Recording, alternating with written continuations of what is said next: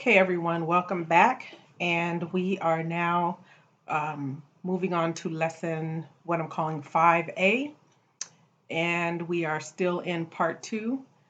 And for now, what we're going to focus on is resume. We're going to prepare to do a targeted resume, which is the project that you're going to be working on for part 2 of the Career Explorations course. We're going to start today by looking at just having a basic overview of a resume. We're going to highlight details from the Indeed Career Guide article called How to Write a Resume Employers Will Notice. And this is the required reading for this lesson.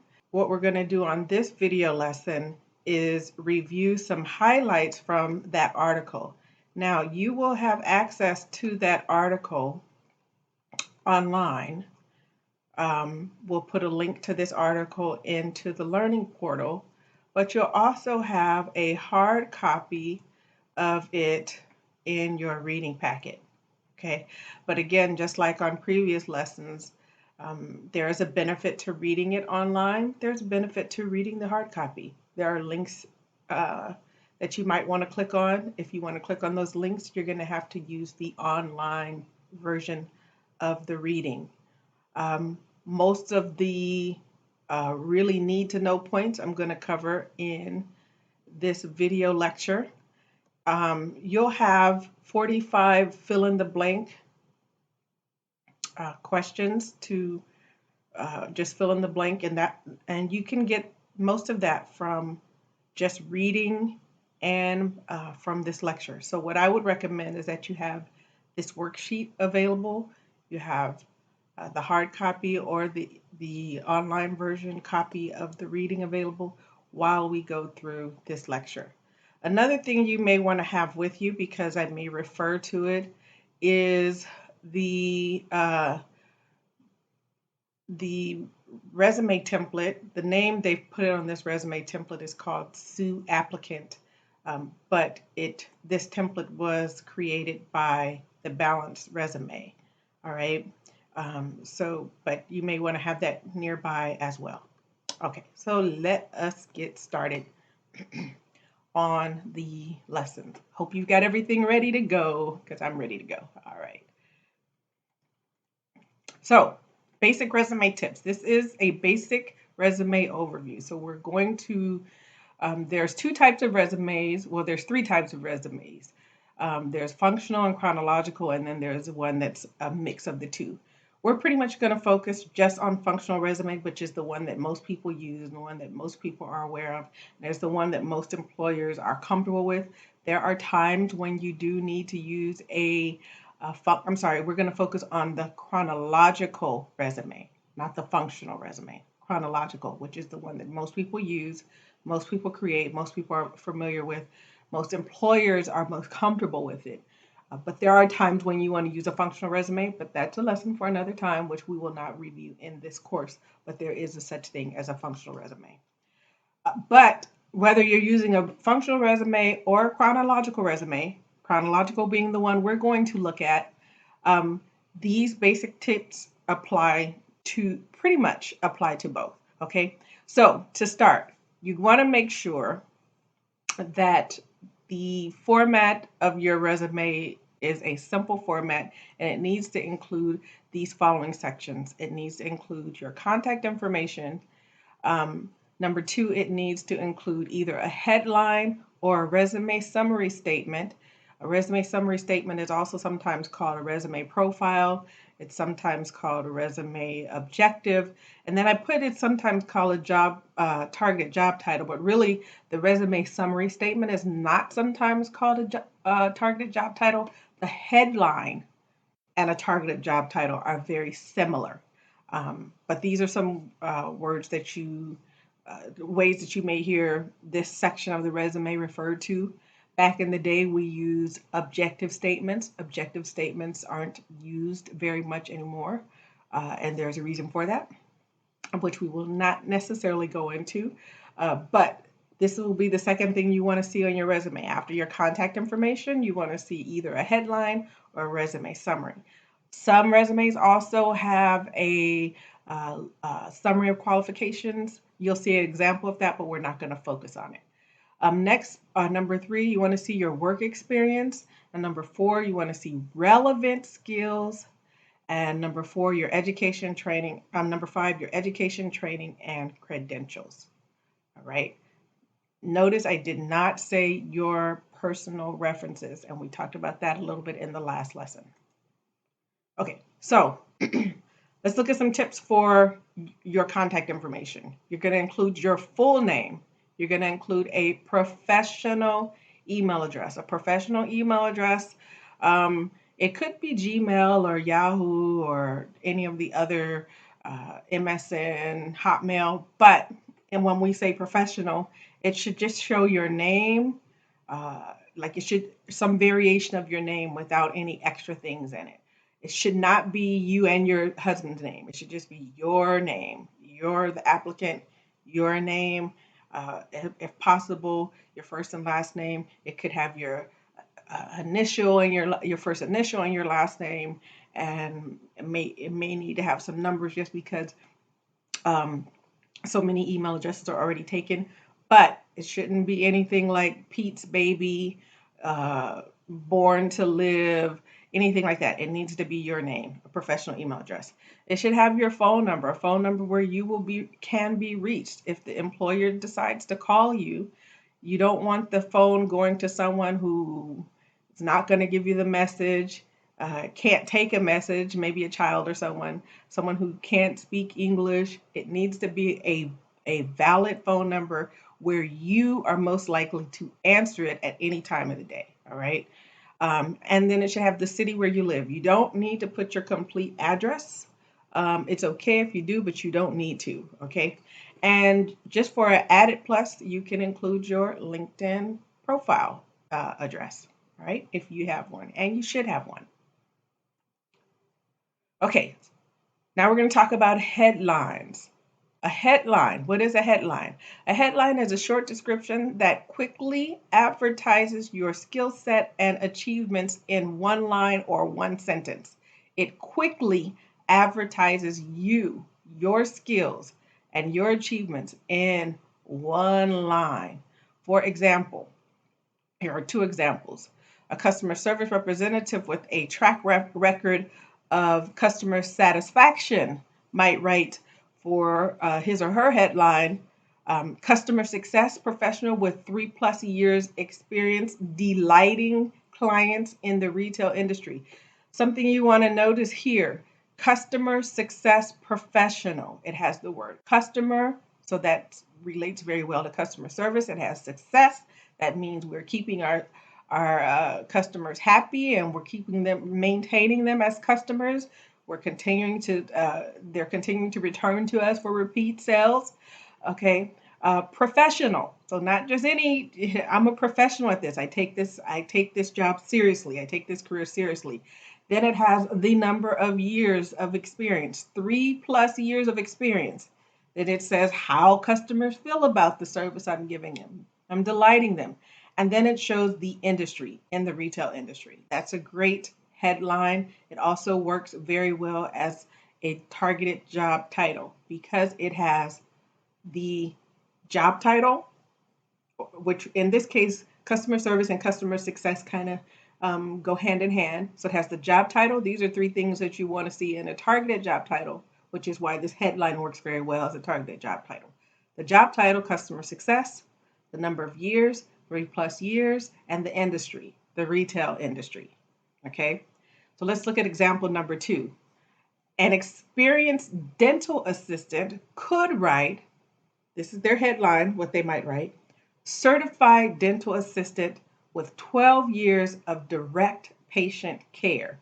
Right here in this headline, they're letting the employer know that they are certified, that they've worked in the dental industry, that they've done it for more than 12 years, and that they have directly taken care of patients while working in this field. So they have not just been a front end working on the business side or greeting customers or on the receptionist side of the dental office. They have actually had direct contact with patients. Right. So those are two sample headlines. Now remember, um, it said that uh, the one of the resume number two, item number two, would be a headline or a resume summary statement. Some have both. I'll show you an example. So we just talked about a headline. Now let's talk about a resume summary statement, or also called a resume profile, or also called a resume objective. All right, let's look at this right quick. Okay, a resume summary statement is a short description that quickly advertises. Now, this is the same as what we saw so far. It's the same as what we saw in the headline, but here's where the difference is. Okay, it quickly advertises your skill set and professional goals. Okay, your professional goals. And instead of just having one sentence, you have one or two sentences. All right, so let's look at some examples of headline versus resume summary statement. We're going to use the same example that we used on the headline. Customer success professional with 3+ years experience delighting customers in the retail industry.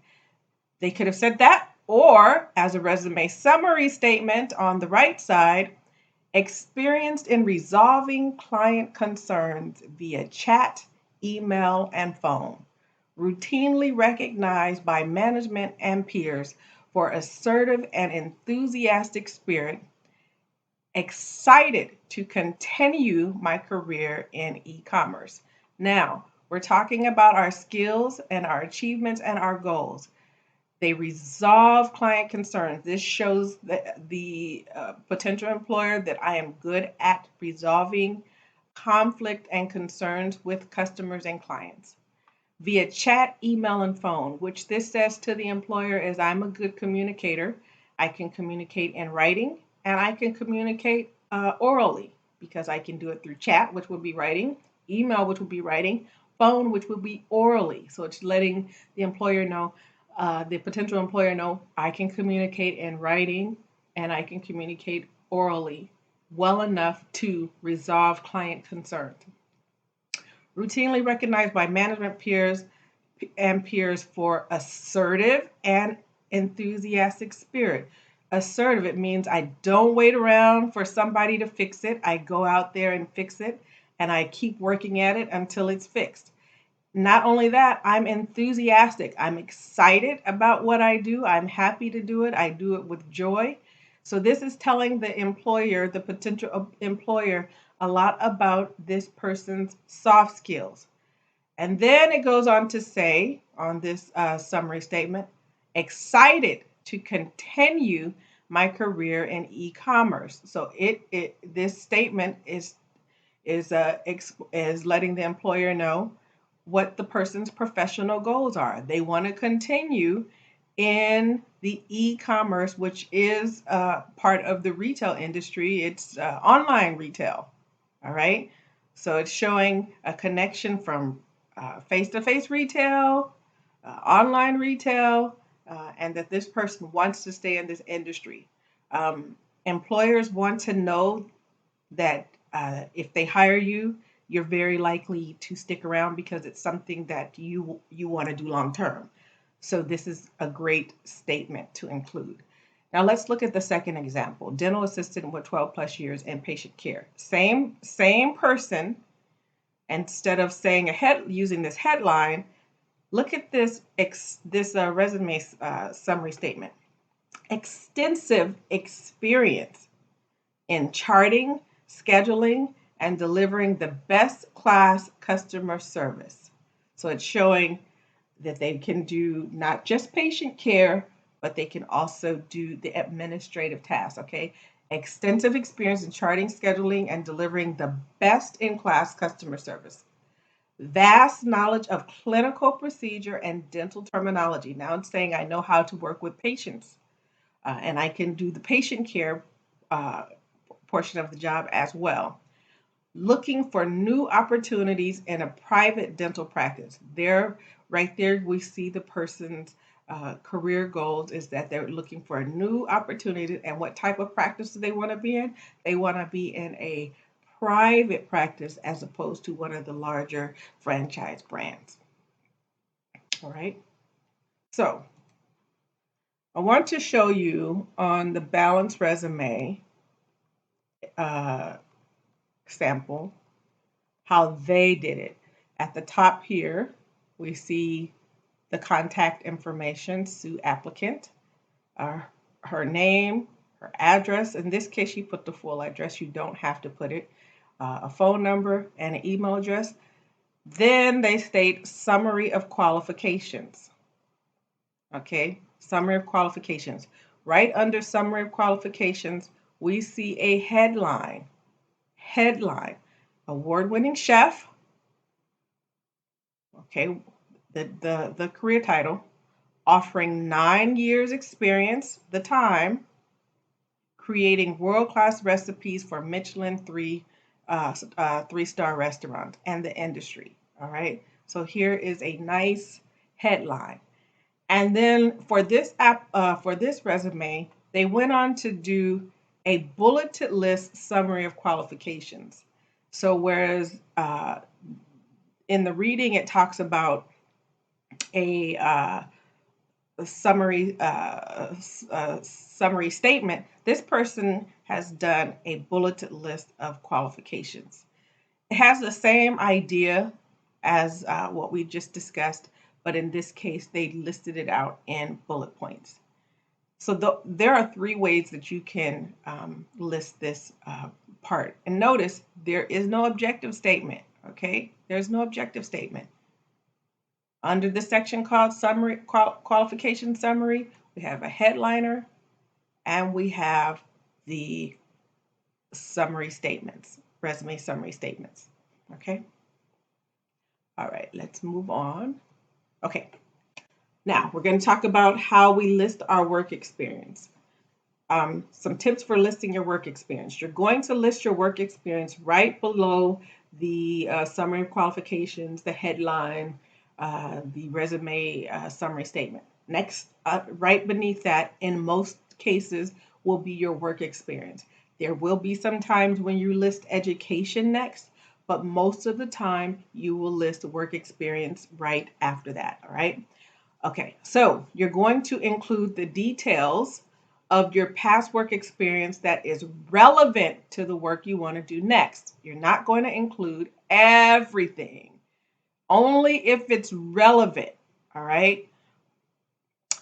You're going to lead with strong action verbs, and we'll talk about that in a second. And you're going to follow up with accomplishment statements rather than a task. You're going to add quantifiable results whenever possible. Let's look at this right quick. Let's go back over to this resume. In this resume example, they put their training and credentials next. But in most cases, you will put your professional experience next. So if I were working, this is a template that came from the balanced resume. But if I were working on this, if I were using this template to create my own resume, unless I had a really strong reason to put my credentials here. And the only reason, let me tell you the times I would put my credentials here up top. I will put my credentials up top and my education and training up top if my my work experience wasn't really relevant to the job that I'm applying for. If I'm applying for a job that I have not had much experience in, have not had a career pathway in, but I have had education and training and it is recent because maybe I'm trying to make a career transition, I want the employer to know sooner rather than later that I do have training in this industry, in this field, and I am skilled in this area. It just happens to be education, training, and credential. I don't want, if I don't have the on the job skills that the employer is looking for, I don't want them to go through my professional experience before they know that I have education and training in that area.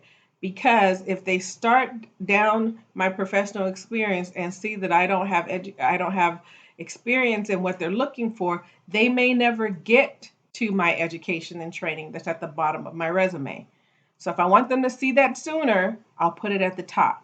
Otherwise, if I have relevant work experience that the employer is looking for, I will put that education and training at the bottom. So in this case, I'm going to move it to the bottom and just I highlight it was highlight, and I'm dragging it down here. All right, that's where it would be because I'm assuming or I'm doing it from the mindset that I have professional experience. Okay, so professional experience. Um, we see the points that I wanted to share is it starts with a strong verb, promoted, promoted to lead. Okay, all right, promoted to lead back of the house operations for 3 restaurants and luxury resort. Partner, that's a verb. I partner with the general manager. Okay, I headed the restaurant's highly successful rebranding initiative. I introduced stringent cost control measures. So you see how they're using these strong verbs. All right, they're leading out with the strong verbs. And then the next thing it said to do, lead with strong verbs and then share what you accomplished. Okay, what this person accomplished. He promoted the back end of house operation for 3 luxury restaurants. Okay, so um, let me go down here to the bullet points. He headed the restaurant, his accomplishment, highly successful branding initiative. That was an accomplishment. Here's another verb, creating original themed menus. That's an accomplishment. All right. And directing, another verb, a cross functional team in the redesign of the dining area. That's an accomplishment. Introduced, verb, what did I introduce? Stringent cost control measures that reduced expenditures by 42%. This is an accomplishment, reduce expenditures that are quantifiable or that has a number by 42%. All right. So that's what this is. Uh, what this list of details when it says use strong verbs with an accomplishment at quantifiable results whenever possible. The employer is interested in what you have achieved, not just what you have done. So you don't want to just relist, I sold this, made that, created this. You want to show the employer what you achieved with right there in your professional experience. Include more details about yourself for your most recent jobs and fewer from the ones that you held earlier in your career. If you have many years of experience, it is reasonable to only include information from the last 10 to 15 years. Employers really are looking at what you've done in the last more so 5 to 10 years, really, not even 10 to 15. They don't really care very much about what you did 15 years ago. They're looking more at what you've done in the past 5 to 10 years. But you do want to show on your resume those earlier years because you want to show the progression. You want to show that you've been a steady employee. You want to show the different shifts and changes you've made um, over the life of your career. And some jobs you've done earlier will show that you have experience or that you have an understanding and knowledge that will be relevant to the job. But what they're going to look at most specifically is what you have done in the last 5 to 10 years. So you want to make that really, really meaty, really beefy. You want to make sure you have lots of good information for your jobs that you did in the last 5 to 10 years. And then when you get to 10 years and beyond, you can just you don't need to list everything. Just 1 or 2 lines at best, because you don't want your resume to be super super crowded. You don't want it long because employers are not going to read the whole thing. Okay. Uh, You really have to catch the employer within the first 7 seconds of them reviewing your resume. You've got to catch their attention that quick, which is why I said put the education at the top if you don't have relevant experience, but you do have relevant education and training because you've got 7 seconds to catch their attention. All right. You want to list your jobs from newest to oldest. You want to fill in employment gaps with other experiences such as education or freelance work. And you want to use bullet points rather than paragraphs. Please, please, please do not put your work experience in paragraph format. It probably will not be read. All right. Use bullet points so that the person reviewing the resume can just go through it quite quickly. They really are not, like I said, 7 seconds to grab their attention. You can't grab their attention in 7 seconds if you've got things in paragraph format. All right. Okay. Next, tips for listing your relevant skills. List the professional skills you have that make you qualified for the job you're applying for. So you have to know what skills that job is looking for, not just every skill that you have. Only list the ones that make you qualified for that specific job. So you got to look at the job ad, look and see anything that says qualifications required under qualification section, required, desired, anything that's in there that you have, skills that are in that part of the job ad that you have, you want to make sure you list them. And you want to list both hard and soft skills that are relevant, that you possess, that are relevant to the job. In the skills section, they say it's okay to put it in a single paragraph. List the skills separated by comma. Start with the skills that you are most proficient in. And you may also choose to state your levels of mastery. For example, in this case, it said advanced in Excel and QuickBooks, some familiarity with SAP and Checkpoint. All right. So it's putting Excel and QuickBooks first because this person's mastery is higher. It's putting SAP and Checkpoint second because they're just familiar with it. I want to show you back over here on the resume that we're looking at the soft and hard skills. Okay, soft and hard skills that we can see in this resume. Purchasing, budget, quality control. Those are all hard skills. All right. But lead, that's a soft skill. Even partner is a soft skill. Orchestrate, it could go both as a soft skill and a hard skill. So you see how they're kind of integrating. If I look down at this second job, manage, that's a hard skill. Manage a team of 50 chefs by preparing menu items for casino upscale restaurant. Network effectively. Networking is a soft skill. So you see how this person has integrated their hard skills and their soft skills. They're not necessarily listing them separately. They're just using their words really well to integrate them. And that is great because it makes the resume not be too long and it packs it with a lot of good information. And that is what employers like to see because it saves them time. 7 seconds to read your resume, 7 seconds to catch their attention. All right. Here's a pro tip. So, which is something I kind of just, no, I didn't. Pro tip. If you're applying for a job where a specific skill is often taken for granted, you don't need to list it. For example, if you're going for some sort of accounting, bookkeeping position and your resume shows you have skills in this area, you don't have to list in your skills area or in your hard skills that you know Microsoft Office.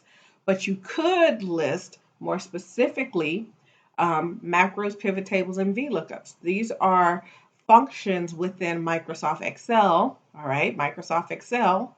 And Microsoft Excel is a software product of Microsoft Office. So instead of saying I'm skilled in Microsoft Office or I'm skilled in Microsoft Excel, you can just say expert or familiar with macros, macros, expert or familiar with macros, pivot tables, and VLOOKUPs. When the employer sees that, they already know that you know Excel, so you don't need to list it separately. Tips for listing education and training credentials. It's common for education to be listed at the end of the resume, but there are some exceptions, and I told you one big exception. There are also certain industries that like to see education at the top, like the education industry likes to see education at the top. But most other industries want to see it at the bottom, and I told you when you would want to put it at the top. All right, I already told you that. All right, list the relevant degrees or certifications that make you qualify for this job.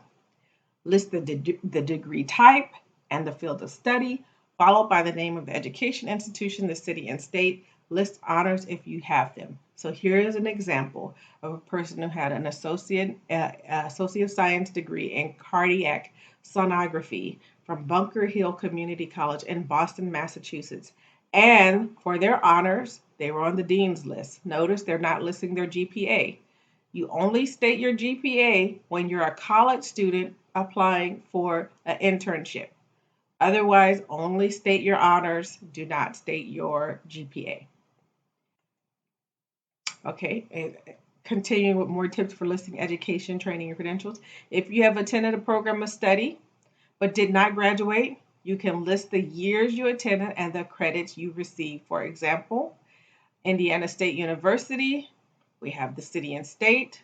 We show that this person attended for 2 years and completed 75 credits towards a bachelor's degree in business administration. So we know that you are well on your way. You've probably really collected some really great skills while you are education and knowledge while you were in this program. You just didn't finish. Okay. And then next one, if you are currently in a program of study, you can list the degree you are pursuing and your expected graduation date. For example, Bachelor's of Science in Computer Science, degree anticipated May 2020. From where? Harvey Mudd College in Claremont, California. Okay, so that is the content that goes on the resume. Now let's talk about the format that the resume should take. You're going to format your resume using Microsoft Word, or you can use Google Docs. I would suggest Microsoft Word only because you have much more control over the formatting in Microsoft Word. Google, sometimes the formatting gets a little funky. But if you don't have access to Microsoft Word, Google Docs is free. So you can still produce a resume. But it may look a little, it may look okay. And there's actually a template. There's a template in Google Docs and there's a template in Microsoft Word. But anyone who's used both Microsoft Word and Google Docs will tell you it's a little bit more challenging to control the look of your final product in Google Docs. Okay. Regardless of whether you use Microsoft Word or Google Docs, you're going to stick with the standard fonts. Don't do anything fancy and beautiful and luscious. Just stick with the standard fonts. Times New Roman, Arial, I don't even know how to pronounce this, Calibri, or Georgia. You want to stick with nothing in terms of font size, nothing less than a 10, nothing larger than a 12. As a person who reads resumes, I do not like reading size 10 resumes. The font is just too small. But if you have if using a size 12 means you're going to fall into 3 pages, or your pages are going to look very, very crowded, then use a smaller font so that your page doesn't look as crowded. But stay from 10 to 12, nothing smaller, nothing bigger. It's best to keep it at a maximum of 2 pages. One thing I want to say about the format also, we've got the font size, but also with the margins, stick with the 1-inch margin all the way around. Don't make your resume go all the way to the edges of the paper. Okay, stick with a 1-inch margin all the way around, except for the top. The top, because it has your contact information kind of like in the header, you can go higher than you can go into that 1-inch margin, but every place else, the left, the right, and the bottom, stay within a 1-inch margin. Okay, it's best to keep it at a maximum of 2 pages. You have 7 seconds to catch the reader's attention. They do not like nor have time to read long resumes. And you do not list everything. If you're only listing what is relevant to the job that you are applying for, we're going to talk about targeted resumes next, but you're listing only what is relevant to the job that you're applying for. You're listing lots of details about your most recent jobs and fewer details about your older jobs. You should be able, in most cases, to keep your resume to 2 pages. Okay. Okay. There are preset templates in Word and Google Docs, or you can design your own. If you design your own, I suggest you use tables, and I'll put a video of someone who's using a table into the learning portal so that you can see how to use a table if you want to design your own, or you can use a template. You should use tables because tables will help you keep your different sections aligned properly. If you go into Microsoft Word or Google Docs and try and line everything up by pushing the tab button or pushing the space bar, your alignment will be off. It will be off. It will be off. All right. So I suggest you, if you don't want to use one of the templates, use a table. Yeah. Look at multiple sample resumes so you know what the employers expect to see. When you look at sample resumes, you can look to see how people have said things. You look to see where they use bold fonts versus regular fonts. You can see how they laid everything out. So look at various multiple samples of resumes so you know what the employer expects to see and you know what you want your resume to look like. Every resume looks a little bit different, and every resume should not look the same. You do want to stand out, but you don't want to make it difficult to read. And the last point is only use a visual resume if you know the resume will be read by a human and not by applicant scanning software system. We talked a little bit in the last lesson about what a visual resume is, and I showed you some examples in the last video lecture. Like I said then, some employers, some industries like to see visual resumes. But if you are submitting a resume most times online, like uploading it to a system, that system is not going to read that visual resume very well. And sometimes even when, they're not going to read it. So what you could do in that case, you could just upload your plain text resume. And then if you get called in for an interview, you're normally going to bring extra copies of your resume. Then you can bring in a more visual resume if that's how you want to do it. But when you are submitting, unless you know for sure that resume is going to, on the initial review, be read by a human and not by an applicant scanning program, if you don't know that for sure, just don't do the visual resume. All right. And so that is it for that lesson. You have got your 45 blanks to fill in based on the lecture I just shared and based on the reading. And some other things I want to point out to you. These are optional readings that we will put links to for you. But they'll be very helpful as you move forward to write and rewrite your resume. How to write a resume profile, resume summary, same thing. It gives you some benefits, tells you the difference between a resume profile and resume objective, and it gives you some nice tips. All right. So that's one article. It's a short article that you might want to take a look at so that you can do a really good resume. Here's an article called Refresh Your Resume. It talks about keywords. It helps you determine what old stuff you should get rid of and what new stuff you should add. It talks about getting rid of your resume objective. All right. Talks about emphasizing your achievements. All right. And showing you right here, quantifying it. So if you want to read a little bit more about that, Proofread. Every resume needs to be proofread, and I suggest that you have someone other than you proofread it. Have a friend or a career counselor check your resume. All right. Um, Update any online resumes. If you've uploaded resumes to Indeed or any of these Monster, LinkedIn, any place like that, Flex Jobs, you want to make sure when you update, as you update your resumes or as you add more skills, that you are updating your other online resumes wherever you have uploaded them. And that's it for that article. Um, what to leave off a resume and cover letter. There are some things you just need to leave off. All right. 15 things that should not be listed on your resume. If you want to know what they are, find this article and read it. 15 things not to include in a cover letter.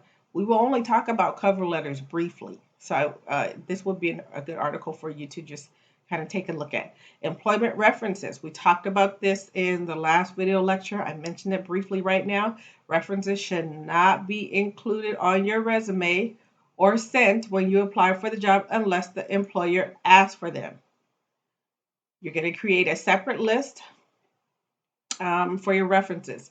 If you use this article and you want to know what those, and you use the online version of this article, you want to know what your reference list should look like and what shouldn't be included and what are the rules, here's a link right here that you can click and it will show it to you. All right. So just some good stuff for you to take time out to read for your own good. All right, so that is it for this lesson. Make sure you complete these 45. There's 45 fill in the blanks. Make sure you complete those before you go on to the next lesson. All right, thank you, and I will see you next time around.